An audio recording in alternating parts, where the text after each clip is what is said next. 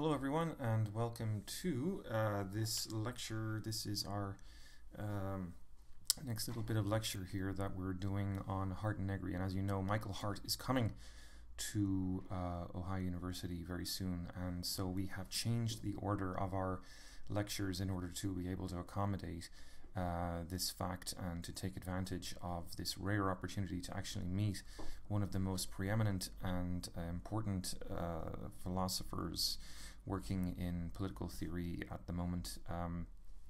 You certainly won't find this kind of opportunity very often, but that said, one of our responsibilities today is to try to devise and understand some of the arguments that are presented in the book. They may be complex for us if we have not come across this kind of writing before, and so we just want to take some time to parse out and understand the background of some of the arguments and the language that we might need, the concepts that we might need to get our heads around if we're going to be able to do much with this work. So there's a lot to process here, and we will get started right away. First of all, I think we just want to talk a little bit about Empire, which was the book that Hart and Negri came together to write, the first book they wrote together. Multitude was the second, and actually since then there's been a third called Commonwealth, but we're not focusing on that so much for this class because it's focused, I think, more on economics, whereas Multitude is more about war and peace and is more germane to the class that we have at hand, which is a class about peace studies after all. So in order to get into Multitude, we need to first pass through Empire, and the arguments of Empire are somewhat complex, I suppose, but actually once you sort of break down certain points and concepts, you find that you can actually work with it quite easily. So on this screen, we just have set out, and I'm going to move quickly through these first few screens because I want to get into Multitude, but these first couple of screens are all about Empire. So I like to think about Empire first of all in relationship to Francis Fukuyama's end of history thesis. We've talked a little bit about this before in our class, and most of you have taken class with me before. You will have heard about Fukuyama before. Fukuyama's argument was that with the fall of the Berlin Wall, that the idea of communist utopia was now revealed to be rubbish, and we didn't need to prolong its existence anymore. The people of the planet had made their mind up, and they had decided to reject communism. And because of the rejection of communism, basically the people were now effectively at the end of history. They had no other political choices, so to speak, on the menu of political options. And I think Fukuyama was being very optimistic basically about globalization.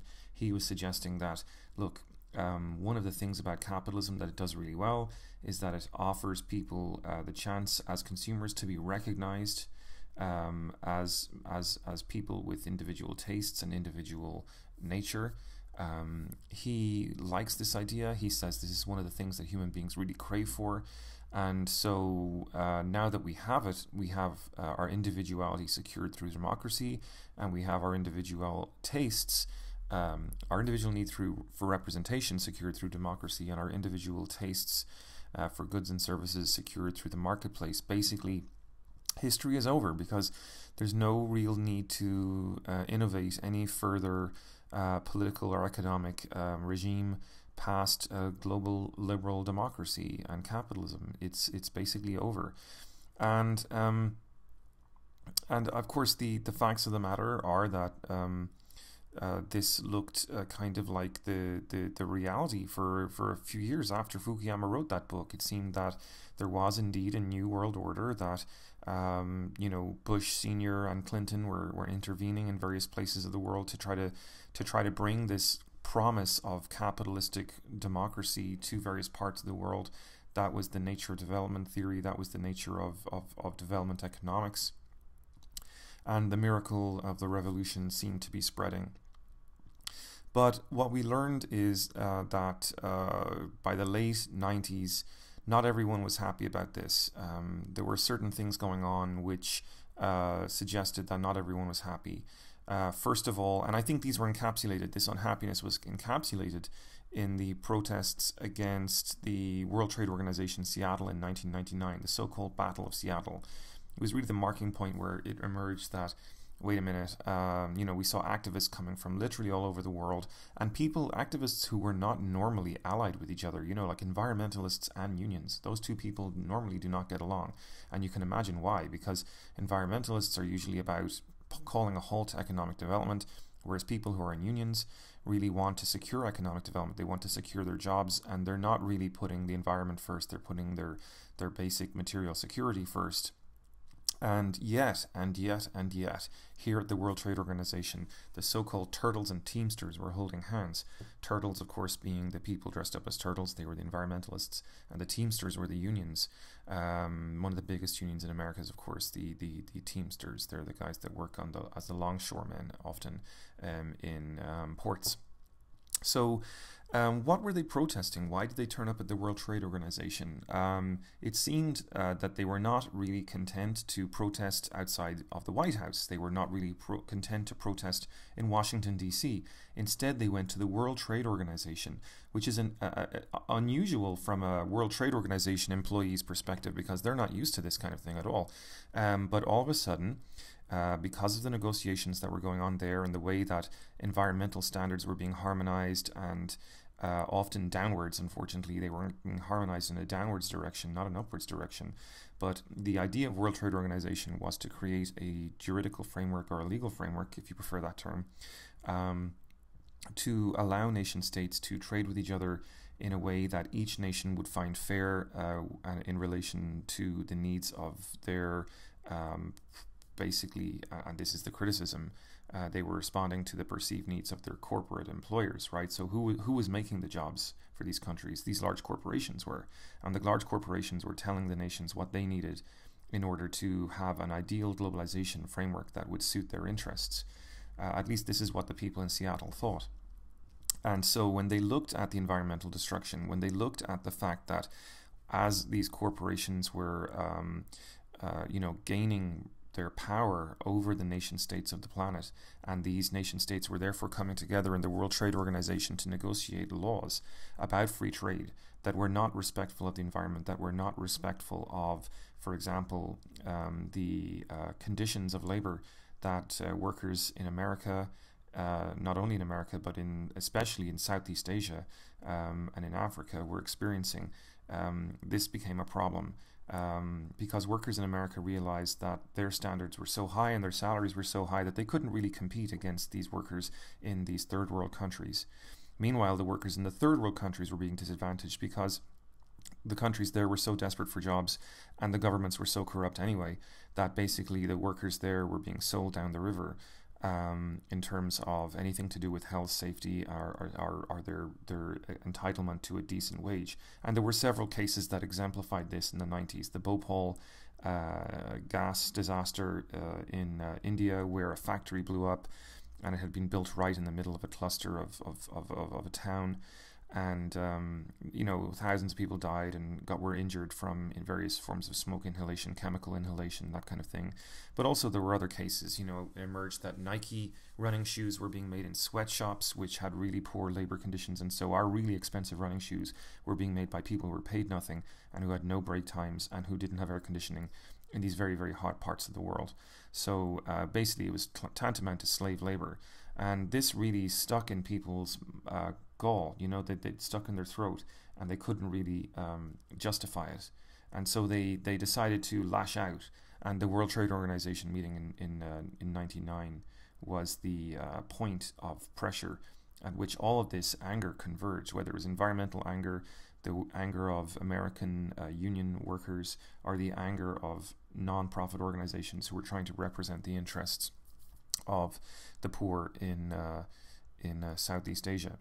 So Hart and Negri then take a look at this and they go, something's up here, right? Perhaps Fukuyama's end of history thesis, with its celebration of liberal globalization, was actually overblown.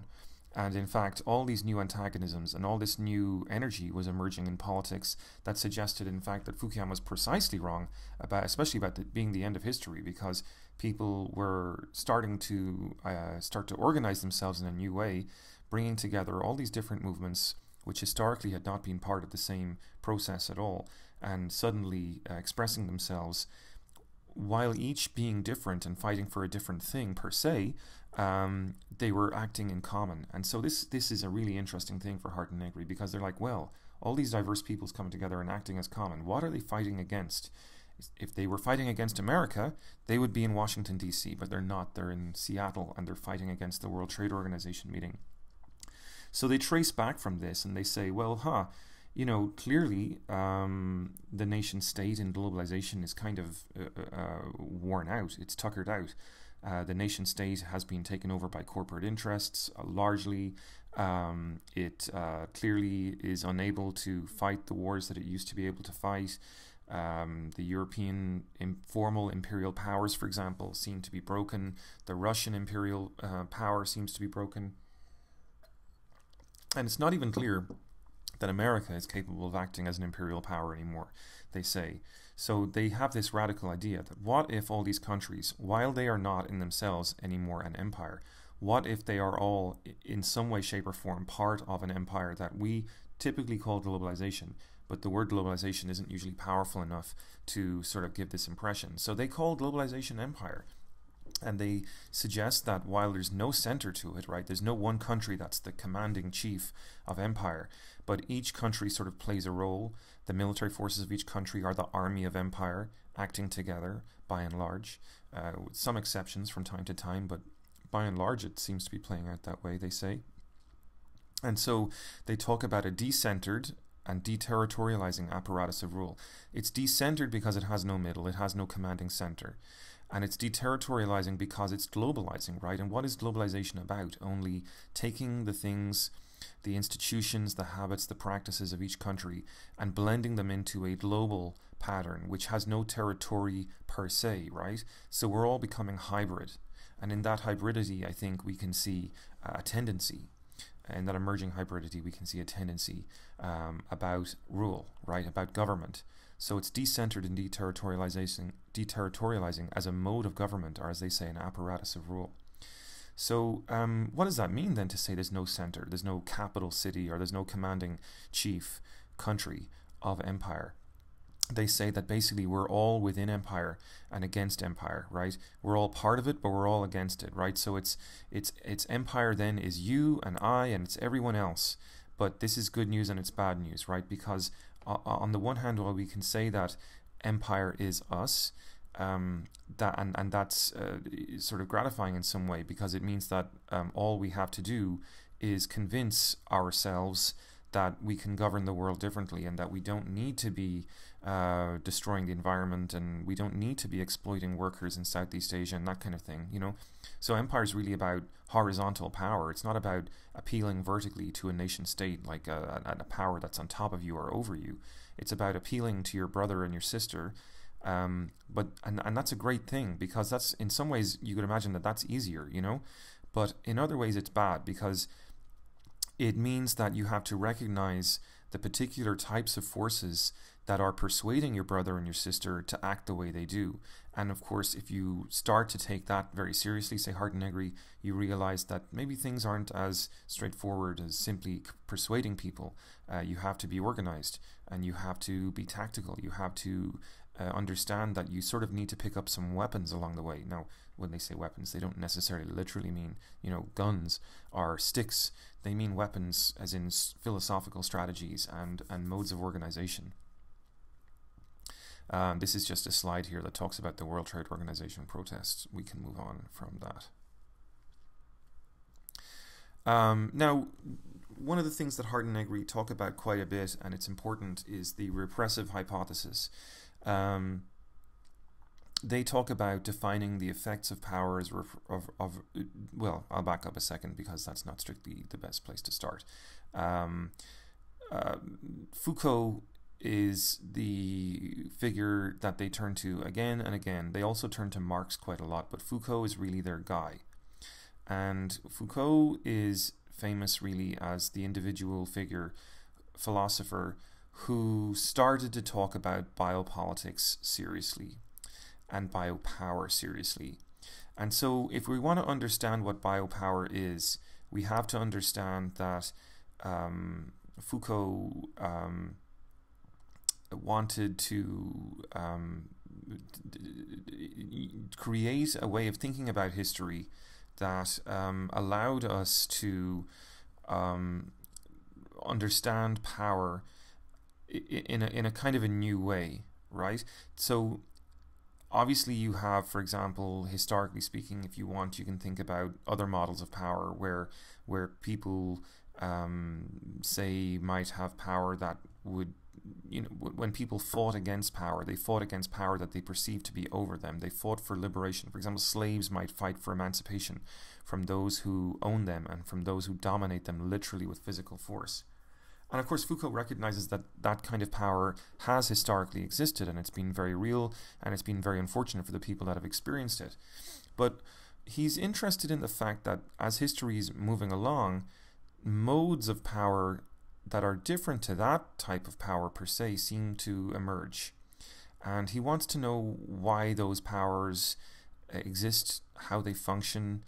And in order to do that, he writes a book called The History of Sexuality, believe it or not. So his sexuality is his case study for exploring how power works in the contemporary age. And he picks on a couple of models of power that he feels kind of get it wrong and prevent him from being able to fully explain the kind of particular things that he sees going on in the way modern sexuality is sort of internalized by people as a way of life. He is probably really most focused on Marxism here. He is not an anti-Marxist, but he is very unimpressed, I think, in his career with the way Marxists, not maybe Marx himself, because I think he sort of had some time for Marx himself, but the way Marxists subsequently to Marx kind of adopt and take up an attitude of Marxism that's very dogmatic, that says that there's only one real force in history that must sort of dictate the process or the resolution of human history, and that is the battle between the proletariat and the bourgeoisie. And, you're kind of a good guy or a bad guy in relation to this. The only power that really matters at the end of the day is the power of the proletariat as they strive to emancipate themselves from the power of the working, the boss. The bosses are the ones with the real power. Similarly, Foucault is also upset with Freudians, and indeed he doesn't say that much about Marxists in the book History of Sexuality, but because Freudians have a very similar model of power, he in a way could be interpreted in writing the History of Sexuality as having made comments, as making comments in that book about Marxists just as much as he's making comments about the Freudians. And how does that work? Well, the Freudians, of course, he writes, today's Freudians seem to be engaged in a kind of war for the emancipation of sexuality. They are talking about sexual liberation. They're engaging in all kinds of free sexual practices. And of course, he was writing in the 60s and early 70s, wasn't he? So this was the era of, you might say, experimental love. And Foucault, not necessarily critical of that per se, but he's interested in why people are so motivated by this idea of free love. Like, where's that coming from? What is making them think that they are oppressed sexually such that free love is the way out of this oppression? And just as in the case of the Marxists, he discovers in the Freudians really a kind of a notion of somehow that the majority of human beings are somehow held back, that they're repressed or suppressed by a power of some sort. And so for the Freudians, what was this power that was repressing us? It was the influence of Victorian culture and civilization. That's really what was holding us down. And in order to be free, we needed to emancipate ourselves from this Freudian Victorian morality set. Conversely, the argument could be applied for the Marxists, that they also believed that people were being held down. And who were they being held down by? They were being held down by the capitalists, who were trying to prescribe for people a morality, a way of looking at the world, as, categories of philosophy and religion and such. So we have two models then, of both based on the same approach to thinking about power, two paradigms, if you will, that are both based on the same model of power. And Foucault, in talking about sexuality, uncovers this, and he says this is the repressive hypothesis. This is the core issue with our time, that we still think that we are being held down. In a way, he says the problem is, you go back to the French Revolution, and in the French Revolution they chopped the head off the king, and that was great because in a way it was political liberalization, and that was good for us because it gave us all rights.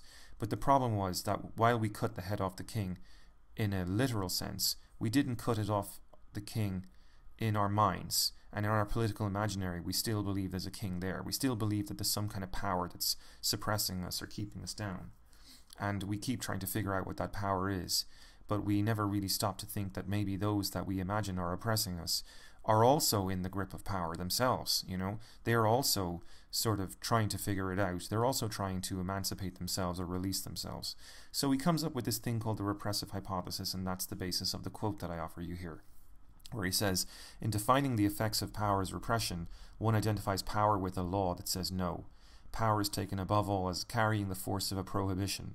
But do you really think that one would be able to obey it? What makes power hold good, he says.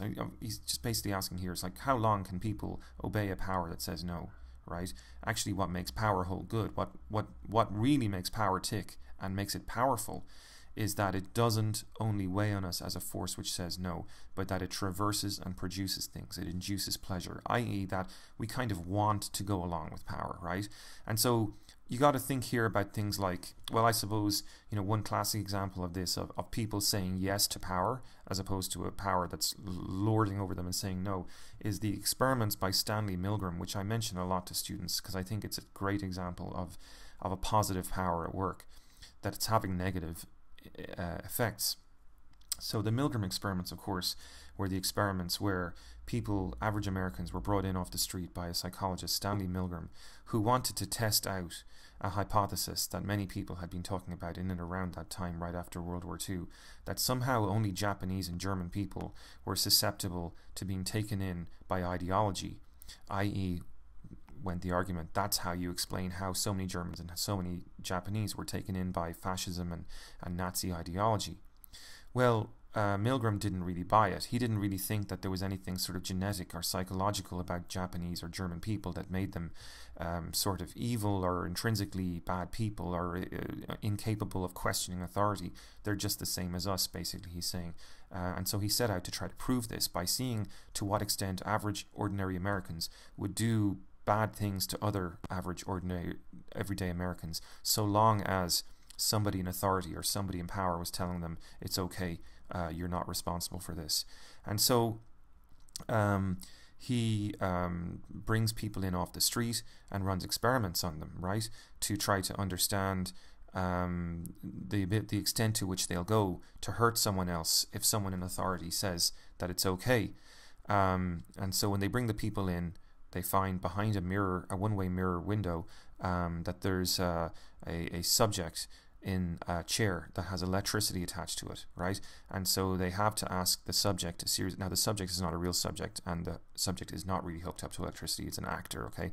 But the questions get asked to the subject, the test subject, and the person who coming in off the street has to sit there and apply electricity to the person in the chair, should the person get the question wrong, and in ever increasing amounts. And the supervisors there with the white coat and the paperboard, the clipboard rather, and is basically saying, it's okay.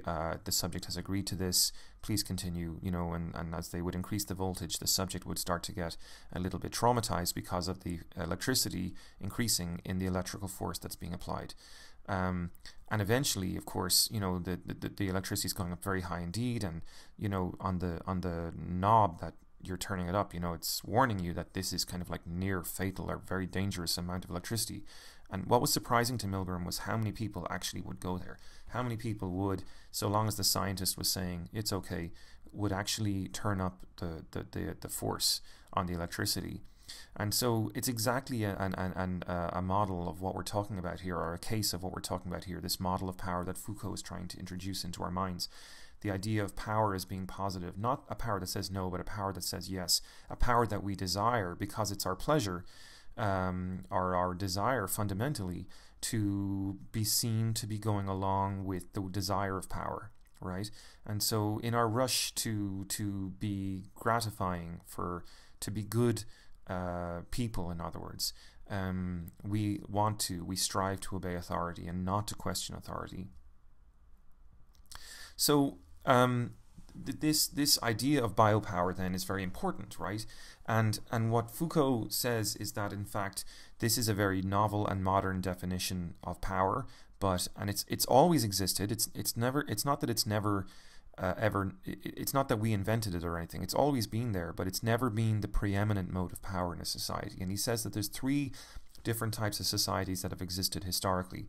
There's the society of sovereignty, i.e. of kings and queens, where no one really had any rights, and the king or the queen got to say what was right or what was moral. And then there's the society of discipline and law, which is the society that is emerging right after, say, the time of the French Revolution, where science and law are the name of the game, and instead of having the whim of the king served, we don't just throw people in prison, or we don't just chop their heads off as the king used to do. Now, scientifically, instead of punishing people that way, we're going to try to reform them by getting into their minds. And so this is the birth of things like the panopticon style prison that Jeremy Bentham invented, and some of you have discussed this with me in other classes. But the idea being there that you could literally remold a human mind and a human habitus, you could remold the habits of a human being just through constantly disciplining them. But then also now, thirdly, and this is more our own time, we have the society of biopower, which is not really so much a society that wants to discipline you physically, to control you, to watch your every move, that kind of thing. Although it may do some of those things, the society of biopower today wants to govern you in a sort of a hands-off way. It wants to govern you through the environment that you're operating in. It wants to change the conditions of your life such that you're living better, right? And that really is very, very interesting for us, because in a way it's the type of government that rules you in the least direct fashion of all the three that we've discussed. So this is important, right? If we can get to this point, we live in a perfectly horizontal society now for Foucault, right? In a way, we live in a democratic society, and of course, it may not look like a democracy to us sometimes, but it surely is a democracy. It surely is liberal, and it surely has rights and freedoms, although those aren't perfectly implemented for everyone at all the time, right? But how do you maintain order in a free society, right? You can say, and Foucault does say this, that you can govern without a sting, right? The king governed with a sting. He was the queen bee that governed with a sting in a way, But a healthy society does not need a stinger, right? Because everybody wants to be part of it. Everybody wants to get along in it, and everybody understands and knows their place.